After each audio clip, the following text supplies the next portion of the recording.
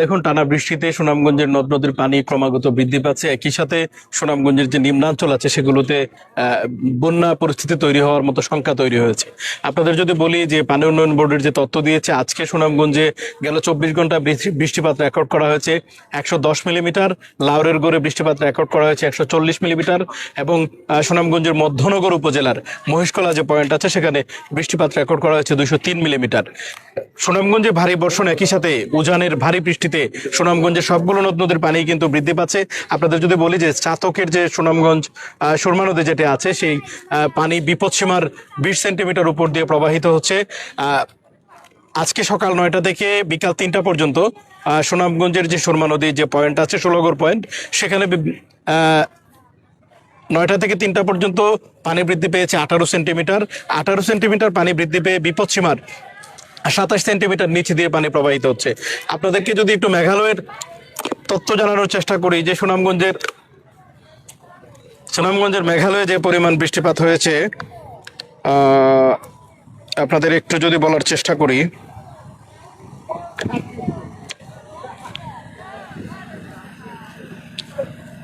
মেঘালয়ের উইলিয়ামনগর 301 মিলিমিটার বৃষ্টিপাত হয়েছে। চেরাপুঞ্জিতে 279 মিলিমিটার বৃষ্টিপাত রেকর্ড করা হয়েছে। সোহারায় 282 মিলিমিটার বৃষ্টিপাত রেকর্ড করা হয়েছে। তুরায় 101 মিলিমিটার বৃষ্টিপাত রেকর্ড করা হয়েছে। তবে অন্যান্য যে সকল এলাকায় বৃষ্টিপাত বেশি রেকর্ড করা হয়েছে সেগুলোর প্রভাব সরাসরি সুনামগঞ্জে এসে পড়ে না। তবে চেরাপুঞ্জিতে যে পরিমাণ বৃষ্টি হয় সেটির প্রভাব সরাসরি সুনামগঞ্জের সুরমা নদী ছাতক হয়ে সুরমা নদীতে এসে প্রভাব পড়ে। এই প্রভাবেই কিন্তু সুনামগঞ্জের সবগুলো নদ নদীর পানি ক্রমাগত বৃদ্ধি পাচ্ছে।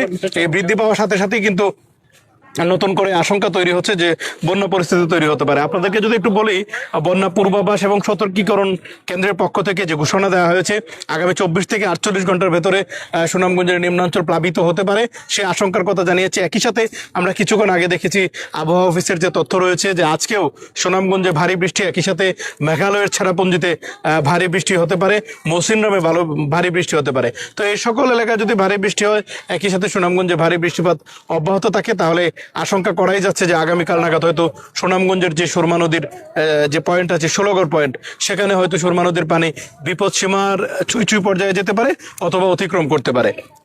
তো ধারাবাহিক পানি বৃদ্ধি, একই সাথে ভারী বৃষ্টিপাতের ফলে নিম্নাঞ্চল প্লাবিত হতে পারে, সেই প্রস্তুতি হিসাবে ইতোমধ্যে জেলা প্রশাসনের পক্ষ থেকে 1311টি আশ্রয় কেন্দ্র প্রস্তুত রাখা হয়েছে।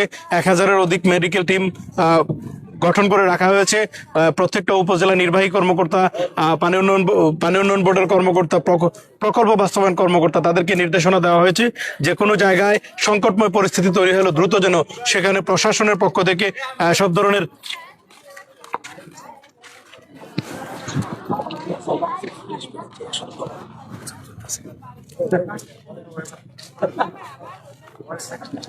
তো যেটি বলছিলাম যে আসলে সব উপজেলাতে নির্দেশনা দেওয়া আছে এবং প্রত্যেকটি উপজেলায় কিন্তু ইতিমধ্যে দুর্যোগ ব্যবস্থাপনা কমিটির বৈঠক করা হয়েছে।